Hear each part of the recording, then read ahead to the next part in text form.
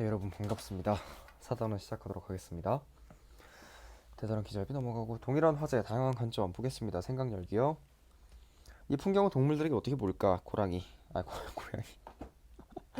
지금 3시간, 아니 2시간째 연상해서 수업하고 있습니다. 고양이, 말이 초록색 안장을 하고 있고 다람쥐, 기린과 비둘기가 있잖아. 수리, 물고기가 맛있겠어. 개구리, 뭐가 있어? 하나의 풍경을 보는 모두 다른 시선. 붉은색과 초록색을 구분 못하는 생명 고양이. 그러나 사냥꾼 고양이가 보는 것은 대상의 움직임. 고양이가 분석하는 대상의 움직임 변화는 1초에 60회. 잔뜩 긴장한 채 주변을 살피는 다람쥐. 위험을 재빨리 파악하는 다람쥐의 시야각은 300도. 1km 밖 하늘 빛 반사에 방해받지 않고 수면 아래 물고기를 보는 수리의 눈. 이 긴박한 와중에도 한치 앞이 잘 안 보이는 개구리. 하지만 무언가 움직이는 순간 그들이 보는 방식은 그들이 생존하는 방식. 동물의 눈을 이해하면 그들의 살아가는 세계가 보인다라는 식으로 위치에 따라서 다르게 보이는 세상에 대해서 다루고 있는 것 같아요. 동일한 화제에 대한 다양한 관점 같이 보도록 하겠습니다. 에어컨 만세 중 개인적으로 가장 위대한 사람을 꼽으라고 한다면 캐리어라는 사람 꼽습니다. 에어컨을 만든 사람인데요. 여름에 저를 살게 만들어주는 아주 유명한 좋으신 분입니다. 노벨 평화상과 의학상, 생리의학상, 경제학상 다 주고 싶어요. 볼게요. 사람들에게 가장 위험한 동물은 무엇일까? 질문하고 있죠. 똑같이 하겠습니다. 밑에 보시면 여기 이거 여러분들 적어주셔야 돼요. 질문하고 있다라고 하는 거. 대부분의 사람들은 아마도 사자나 곰 같은 동물을 떠올리겠지만 사실 정말 위험한 동물은 따로 있다. 8천만 년 전부터 지구에 살고 있는 끈질긴 녀석, 세계 어디서나 살고 있는 전 세계의 말로 이름이 있으며 세계보건기구가 인간을 해칠 동물 1순위로 꼽은 녀석, 이 녀석은 바로 모기입니다. 맞습니다. 저는 현재 보건정책관리학부를 다니고 있고요. 말라리아라는 모기가 아프리카 등에서 미치는 영향력이 매우 큽니다. 물론 최근에는 백신 개발이라던가 또 다른 여러한 또 대단한 방식들이 개발이 되어서 큰 해가 없다고는 하나 가장 많은 사람을 죽인 동물은 모기입니다. 어떻게 보면요. 그걸 잡기 위해서 어마무시한 돈이 투자가 되기도 했고요. WHO든지 록펠러 재단이라든지 여러 곳에서 천문학적인 금액을 투자해서 말라리아를 박멸하기 위해 노력을 하고 있고 지금도 하고 있습니다. 이것도 어떻게 보면 뭐예요? 어떻게 보면 통념에 대한 반박이겠죠. 매년 75만 명 정도가 모기 때문에 목숨을 잃는다. 모기가 옮긴 말라리아 때문인데 매년 2에서 3억 명이 말라리아에 감염된다. 자, 구체적인 수치를 제공하고 있다. 적어줄게요.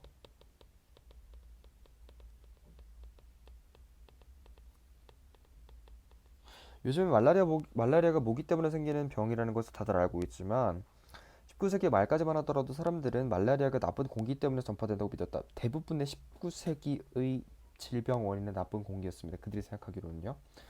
잘못된 진단은 잘못된 처방을 낳는다.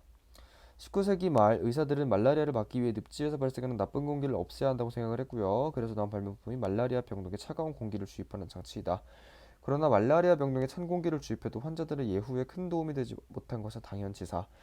하지만 이 시도는 역사상 최고의 발명으로 이어진다. 에어컨 발명이 바로 그것이다. 그렇죠. 보통의 발명은 우연적인 상황에서 일어난다고 하잖아요. 예후라고 하는 건 환자들의 상태라는 뜻이고요. 당연치사라는 건 당연하다라는 뜻입니다.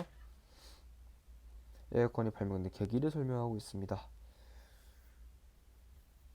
이런 넘어가도록 하겠습니다. 최초의 전기식 에어컨은 1902년 7월에 발명되었습니다. 이것도 구체적인 날짜. 그 주인공은 제철소에서 근무하던 전기 엔지니어 윌리스 캐리어. 캐리어를 제가 왜 하냐면 브랜드 이름 중에 하나예요. 렌트겐이 엑스선을 발명한 해가 1895년이고 그가 최초의 노벨 물리학상을 수상한 해가 1901년이며 아인슈타인의 특수상대성 이론을 발표한 해가 1905년인 것으로 생각하면 에어컨은 과학이 비약적으로 발전하던 시기에 등장한 첨단 기술이라고 할 수 있다. 렌트겐 엑스선, 특수상대성 이론 이런 것들이 결국 뭐예요? 시대 배경을 알려주는 구체적인 사례라고 볼게요. 이만큼 과학이 비약적 발전의 시기였다. 50만 년 전 불을 일상적으로 사용하게 된 인류에게 새로운 땅과 새로운 시간이 열렸다면 1915년부터 본격적인 생산된 에어컨은 인류에게 여름을 선사했다. 이것도 비교적 마치 에어컨이 무엇과 같다. 불의 발명과 같다. 저는 그보다 더 대단한 발명을 생각합니다. 열이 많거든요. 에어컨이 보급되기 시작하기 이전에는 한여름에는 아무것도 하지 못했습니다. 학교도 문을 닫았습니다. 여름이 너무 더웠기 때문이죠. 그러나 에어컨은 사람들이 더운 여름에도 지치지 않고 더 오래 일할 수 있게 되었고 에어컨은 여름을 즐기는 계절로 바꾸어 놓았습니다. 사람들은 한여름에도 극장을 갈 수 있게 되었습니다. 에어컨이 설치되면서 영화는 계절에 상관없이 즐길 수 있는 오락거리가 되었습니다.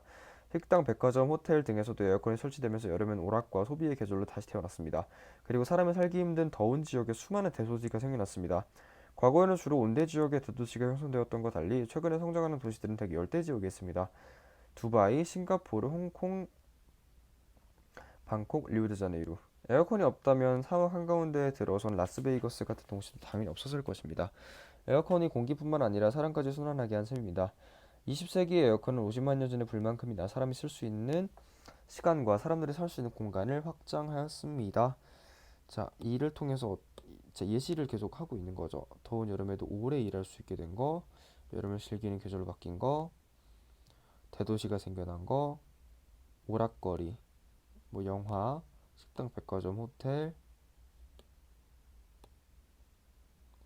또 그렇죠. 대도시 같은 거 이런 것들이 결국 뭐다? 사람이 쓸 수 있는 시간과 살 수 있는 공간의 확장이라는 점에서 50년 전의 불의 발명과 매우 유사하다. 50만 년 전에 라고 보고 있습니다. 그러나 세상에 공짜는 없다. 자, 이거 뭐예요? 비유적인 표현이죠. 에어컨 바람을 쐬기 위해 우리는 무수히 많은 발전소를 지어야 했고 마침내 원자력 발전소를 짓는 데에도 거침이 없어졌다. 원자력 발전소에 대한 안 좋은 이야기를 하려고 하나 봅니다.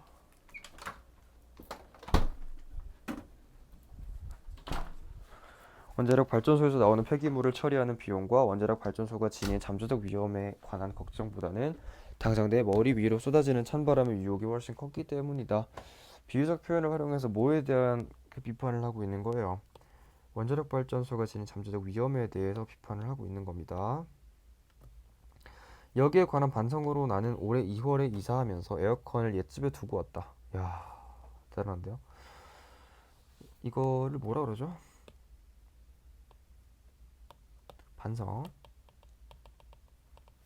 에어컨에 의지하여 여름을 이기려 들지 않고 더위를 온전히 견뎌내면서 자연에 순응하며 살겠다는 다짐이었다. 교만이죠. 오만이고요. 아집입니다. 나는 7월 초가 되자 밤잠을 이루지 못했다. 그리고 새 집에 에어컨을 주문했고 에어컨이 배달되기 3주간 불면의 밤을 보내야 했다. 7월의 마지막 날 마침내 배달된 에어컨 앞에서 난 한없이 겸손한 자세로 다시 찬바람을 쐈다. 최신 에어컨은 전기도 많이 안 먹고 염천인 요즘에 염천이라는 단어는 매우 더운 한낮 뭐 이런 뜻입니다. 전력 예비율이 30% 육박한다는 소식에 조금 마음이 놓인다. 고백한다. 난 에어컨 없이 못 살겠다. 그런데 나만 더운 게 아니지 않은가? 대중이 호소하는 대중이 호소하고 있죠. 에어컨은 최소한의 인권이다. 아파트 경비실과 군대 막사에 에어컨을 달자. 창문도 없는 쪽방에서 하루 종일 더위를 견뎌야 하는 홀로 사는 노인들을 위해 여름 숙소를 내어놨자 에어컨 만세. 라는 글이었습니다. 자, 다음으로 에어컨을 만든 사람 읽어보도록 하겠습니다. 앞에 건 좀 일기 형식이 강했고요. 올여름 유난히 더운 날이 계속되면서 최대 전력 소비량은 몇 번이나 기록을 경신했습니다. 이런 상황에서 에어컨을 마음 놓고 쓸 수 있는 자유를 외치며 현재의 전기요금 체계의 문제점을 지적하는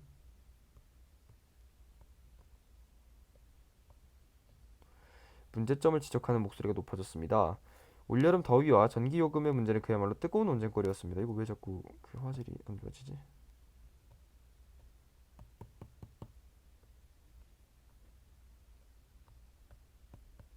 그래요. 계속 해보도록 하겠습니다. 에어컨을 마음 놓고 쓸 수 있는 자유 이런 거를 외치며 현재 전기요금 체계의 문제점을 지적하는 목소리가 많아졌대요. 현재 전기요금 체계를 지적하는 목소리. 올 여름 더위와 전기요금의 문제는 그야말로 뜨거운 논쟁거리였다. 그러나 나는 이런 분위기 속에서 약간의 이질감을 느꼈다. 과연 전기요금 문제만 해결되면 되는 것일까? 의문을 통해서 문제를 제기하고 있습니다.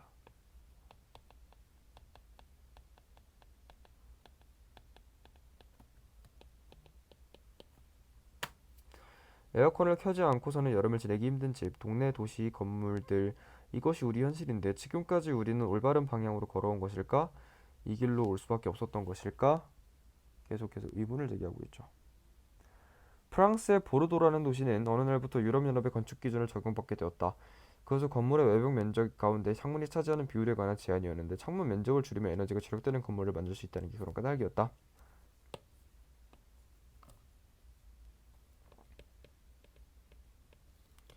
해외 사례를 제시하고 있죠. 그런데 건물에 이 기준을 적용했더니 기대와는 전혀 다른 결과가 나왔대요. 지금까지는 창문을 열어놓고 와인을 즐기며 살아왔던 동네 사람들이 갑자기 창문을 굳게 닫게 된 것이다. 그때부터 사람들은 에어컨에 의존하는 생활을 시작하고 결국 에너지를 절약하기 위해 도입한 기준이 오히려 여름철 전력 소비를 급격하게 늘게 한 원인이 되었습니다. 이 일화를 읽고 당신은 무엇을 느꼈는지 묻고 싶다.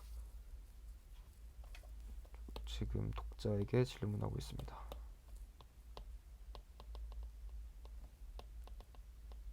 잠깐만요. 이거 다시 나갔다 볼까요?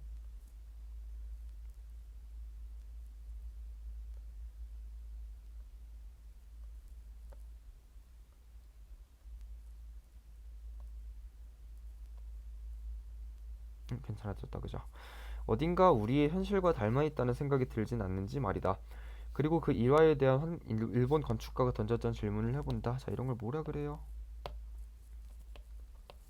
인용이라고 그러죠. 에어컨의 효율성을 극대화한다면 기밀과 단열이 잘 되는 건축이 답일 것이다. 그러나 에어컨을 켜지 않는 삶의 선택지가 빠져있다는 것이 이 이야기의 함정이다. 우리가 살아가는데 에어컨은 반드시 필요한 것일까? 창문을 열고 바람을 느끼면서 사는 생활은 말도 안 되는 것일까? 이 건축가도 질문하고 있습니다. 과연 우리가 에어컨이 필요한 것인가? 앞선 사람도 에어컨이 필요하지 않다고 생각했다가 에어컨이 없이 살다가 그것이 나쁜 것을 알고 에어컨을 다시 켰죠. 하지만 이 글의 작가는 계속해서 해당 입장을 견지해 나가고 있습니다. 에어컨은 좋은 것 같아 생각해보니까 라는 의견이요. 에어컨을 켜지 않고서는 여름을 지내기 힘든 집과 도시, 이것이 우리가 처한 현실이다. 열 용량이 높은 콘크리트 건물은 외단열을 해야 여름에는 시원하고 겨울에는 따뜻하다. 내단열로 할 경우 여름에는 강한 햇빛과 대기의 열을 다 받아들여서 실내에 뜨거워지고 겨울에는 차가운 외부 온도와 건물의 온도가 같아지며 실내의 열을 계속 빼앗기기 십상이다. 그럼에도 세상에는 내단열 콘크리트 건물이 넘쳐난다. 지금 이유를 어디서 찾고 있는 거예요? 콘크리트 건물에서 지금 이유를 찾고 있다. 또한 우리 사회는 도시를 만들고 아파트를 지을 때 무조건 언덕을 깎아 평지를 만들어야 한다는 강박관념에 사로잡혀 있다. 이런 것도 에어컨 없이 지내기 힘든 여름 환경을 보여주고 있다. 원래 존재했던 식생과 지형을 최대한 살려 그 골목이나 동네에 자연스러운 바람이 생겨날 수 있음에도 말이다. 그러기에 나는 올여름이 더워도 앞으로 다가올 더위까지도 그 반은 인재, 즉 우리 사회가 만들어준 재앙이라고 생각한다. 세상에는 이미 여름에 시원한 집, 동네, 도시 건물들을 만들기 위해 기술과 아이디어들이 넘쳐나지만 실제로 그런 건물들이 지어지지 않을 뿐이다. 에어컨은 열 교환 장치이다. 에어컨은 실내의 열을 실외로 버려서 실내 온도를 낮추는데 낮아주는 온도만큼 실내 온도도 올라간다. 각자의 집, 수많은 상가, 사무실 등 실내 공간에서 실외로 버려진 열 때문에 실내 공기는 더욱 뜨거워진다. 그래서 우리는 이를 견디지 못해 더 강하게 더 오래 에어컨을 켜는 것이다. 악순환에 대한 얘기를 하고 있습니다. 다시 말해서 지금 이 순간에도 이 세상은 누군가 버리기 시작한 열을 서로 떠안기 싫어서 남에게 넘기려는 폭탄 돌리기를 하고 있는 셈이다. 자, 또 모여서 비유적인 표현을 사용하였습니다. 과연 이 악순환을 멈추게 할 방법은 없는 것일까? 질문하고 있죠. 과학적 원리는 모르지만 우리는 경험적으로 여름을 시원하게 지내는 방법을 이미 알고 있다. 집에 창문을 다 열어 바람이 지나가는 길을 만들어야 좋고 해가 높이 올라가기 전 집 앞 골목에다 마당에 물을 뿌려놓으면 덜 더워진다라는 거. 에어컨 없이 지내는 방법을 서술하고 있습니다. 그리고 열대야가 나타날 때는 다리 밑 둔치가 시간을 보내고 창을 다 열어놓은 거실 바닥에 온 가족이 나와 잠을 자면 어떻게든 다음날 아침까지 지낼만 하대요. 실천을 하지 않을 뿐이지. 세상은 어느 날 갑자기 바뀌지 않는다. 깨어있는 사람들의 작은 노력과 실천이 이어져야 도저히 불가능한 것으로 보여졌던 변화들도 이루어지기 마련이다. 나는 올여름 더위 속에서 등목과 부채질을 즐기곤 한다. 글쓴이의 솔선수범을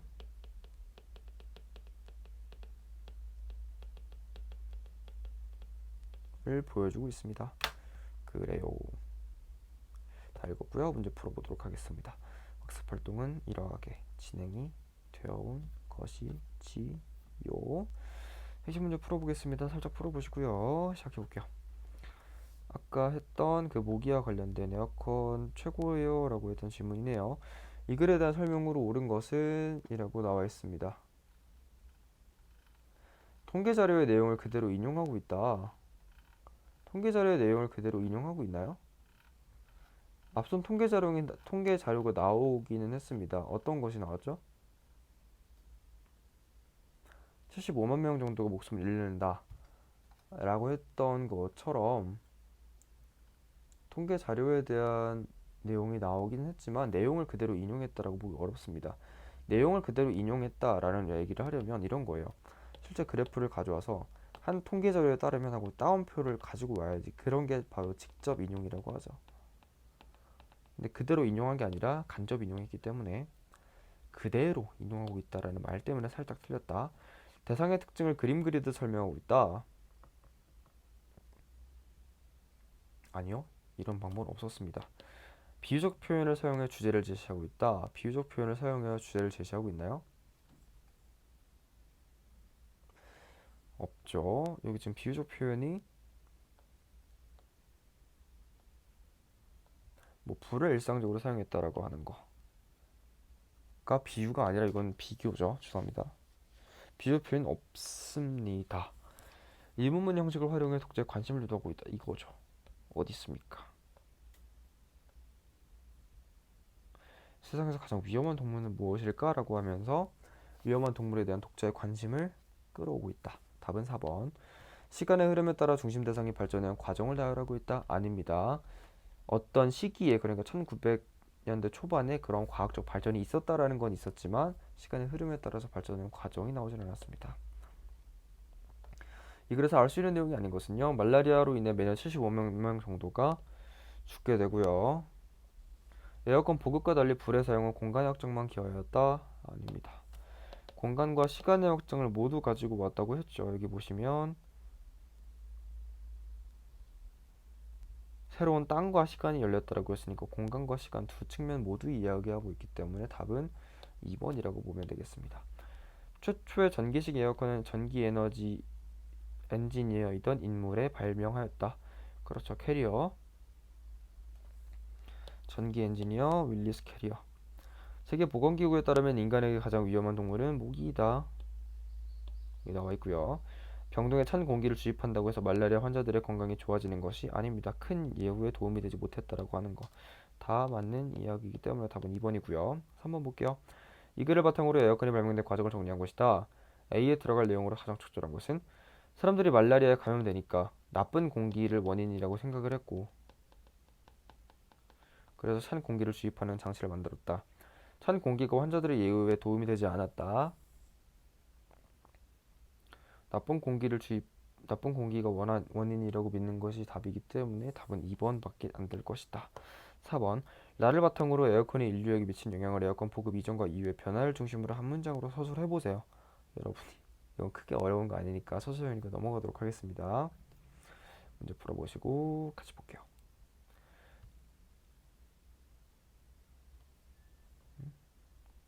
음? 음? 음? 저만 이런가요? 잠깐 또 X를 했다가 이렇게 해보면 왜 이럴까요?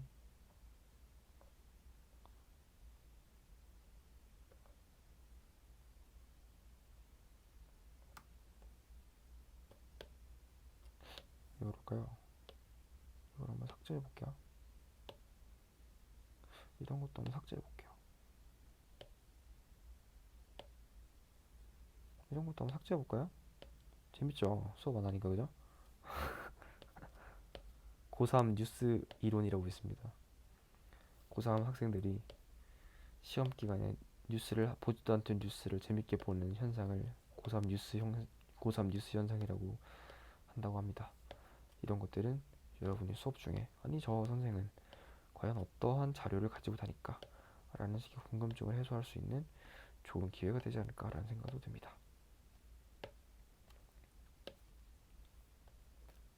왜 이럴까 진짜?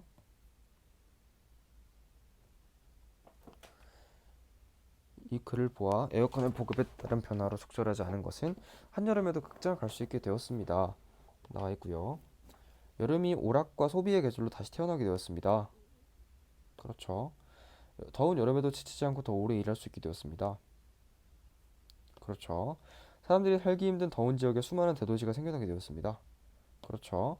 여름에도 아이들이 학교 운동장에 모여 편하게 놀 수 있게 되었습니까? 아니죠. 학교 운동장이 아니라 실내에서 놀 수 있다라는 거. 학교가 열었다라는 게 중요하지 운동장에서 놀 수 있게 되었다라는 내용은 없었습니다.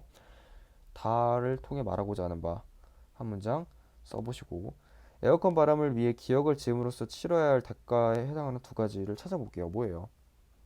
폐기물 처리 비용과 잠수적 위험이었죠. 원자력에 그 두 가지를 여기다 적어주시면 되겠습니다. 글쓴이가 니은과 같이 말한 까닭을 보겠습니다. 에어컨은 최소한의 인권의 문제이다.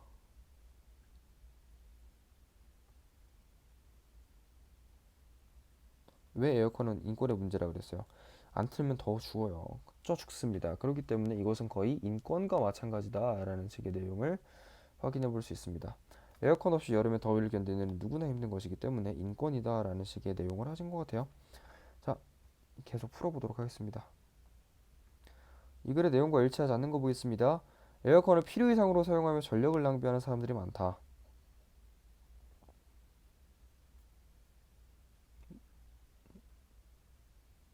이런 얘기는 한 적이 없죠. 에어컨의 효율성을 높이려면 기밀과 단열이 잘 되도록 건축을 해야 한다. 맞습니다. 보시면 효율성 극대화를 위해서는 기밀과 단열이 잘 돼야 된다. 내단열 콘크리트 건물보다 외단열 콘크리트 건물이 여름에 더 시원하다. 여기 보시면 어디 있습니까?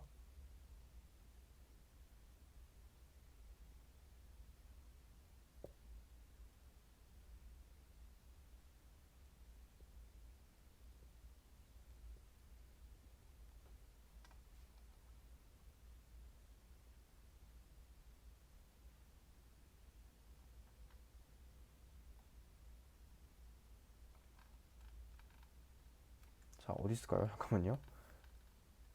제가 알던 답과 다른가요?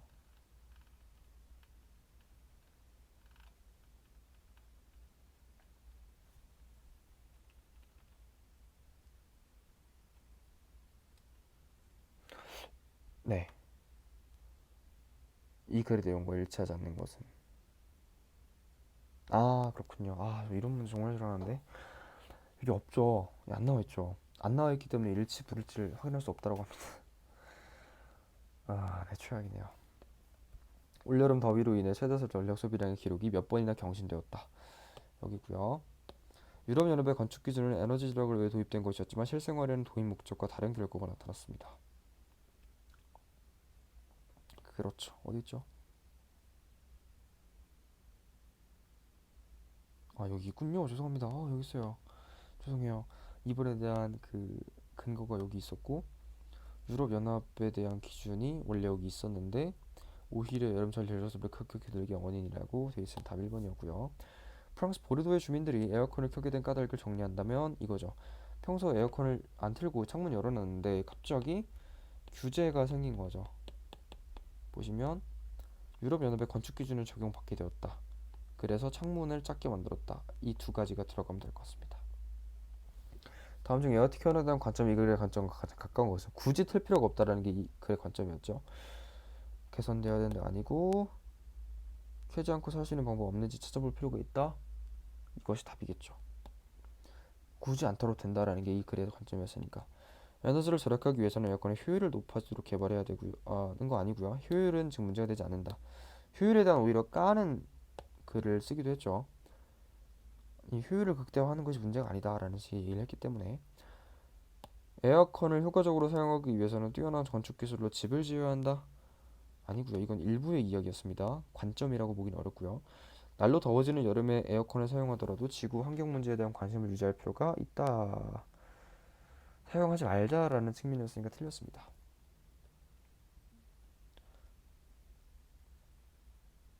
자, 가 마의 중심 내용으로 가장 알맞은 것은 가.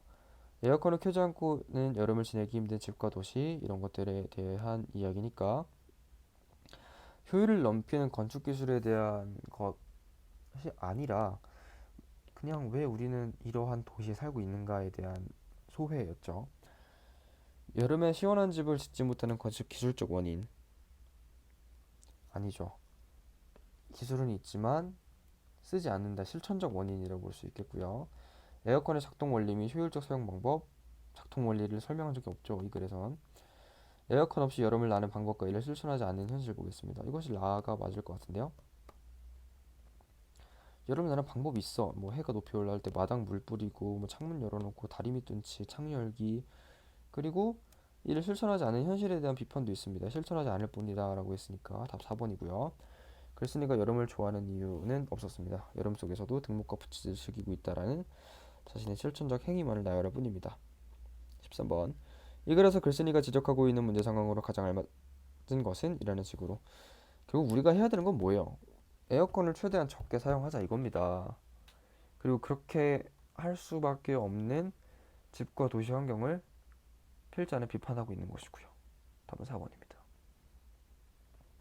해보시고 15번 기억에 관해 글쓴이가 제시할 방법으로 알맞지 않은 것은 악순환을 멈추게 할 방법은 없는 것일까? 라는 식으로 질문하고 있습니다.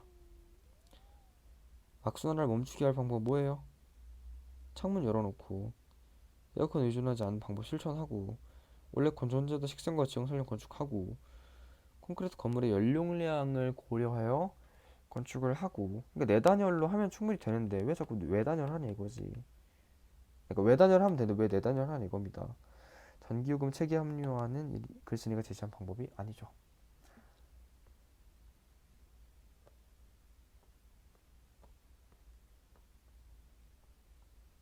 자 이제 비로소 뒤에 부분이 안 뜨는 지경에 이르렀습니다. 네. 어차피 뒤에 지금 한 페이지 정도 남아 있거든요. 여기서 살짝 끊고 다음 수업으로 이어가도록 하겠습니다. 수고 많으셨습니다.